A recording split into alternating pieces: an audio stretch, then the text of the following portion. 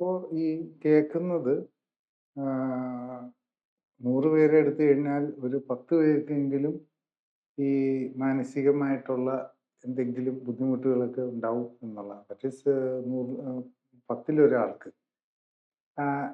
ഇതിപ്പോൾ ഇങ്ങനെ കൂടുന്നതാണോ? അല്ലെങ്കിൽ ഇത് കൂടുതൽ നമുക്ക് ഡയഗ്നോസ് ചെയ്യുന്നതാണോ? അല്ലെങ്കിൽ ഇത് കൂടുതൽ കാര്യങ്ങൾ ഇങ്ങനെ മെന്റൽ അസുഖങ്ങളിൽ പെടുത്തുകയാണോ?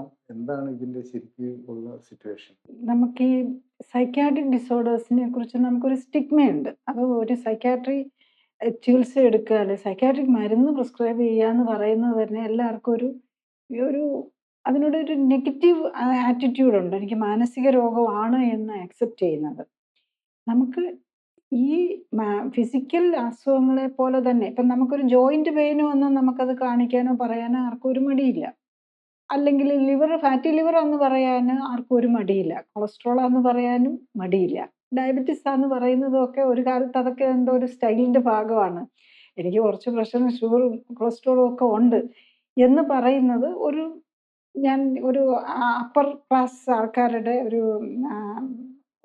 മറ്റേ ഒരു സോഷ്യലി ആൻഡ് എക്കണോമിക്കലി അപ്പർ ക്ലാസിന്റെ ആണെന്നുള്ളത് ഉള്ളൊരു ഫീലിംഗ് ഉണ്ടായിരുന്നു. ഇപ്പോഴാണേലും ആർക്കും ഇതൊന്നും ഒരു അസുഖമാണെന്ന് പറയുന്നതിന് കുഴപ്പമില്ല. പക്ഷെ എനിക്ക് ഡിപ്രഷനാണെന്നോ അല്ലെങ്കിൽ എനിക്ക് സൈക്യാട്രിക് മെഡിസിൻ കഴിക്കുന്നുണ്ടെന്നോ ആരും പറയാൻ ആഗ്രഹിക്കുന്നില്ല.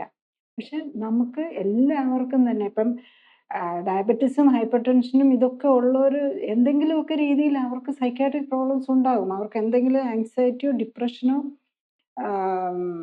സൈക്കോസ് ഒരു ഇറിറ്റബിലിറ്റി ഇതെല്ലാം ഉണ്ടാകും. കാരണം എന്താണെന്ന് വെച്ചാൽ നമ്മളുടെ ബോഡി ഹാർട്ടോ ജോയിന്റ് ഓരോന്നായിട്ടല്ല വർക്ക് ചെയ്യുന്നത്. ഇതെല്ലാം ഒന്നിച്ചുള്ളതാണ്. അപ്പം നമ്മളുടെ ബ്രെയിനിനെ എന്ത് ബാധിച്ചാലും അത് സൈക്യാട്രിക് പ്രോബ്ലംസ് ആയിട്ട് വരും. അപ്പം ഇതെല്ലാം ഇൻഫ്ലമേറ്ററി ഡിസീസസ് ആണ്. നമ്മൾ ഈ ജീവിതശൈലി രോഗങ്ങൾ എന്ന് പറയുന്നതെല്ലാം ഇൻഫ്ലമേറ്ററി ഡിസീസാണ്. കൂടുതൽ അറിയാൻ ലിങ്ക് ക്ലിക്ക് ചെയ്യുക. കൂടുതൽ വീഡിയോകൾക്കായി സബ്സ്ക്രൈബ് ബട്ടൺ അമർത്തുക.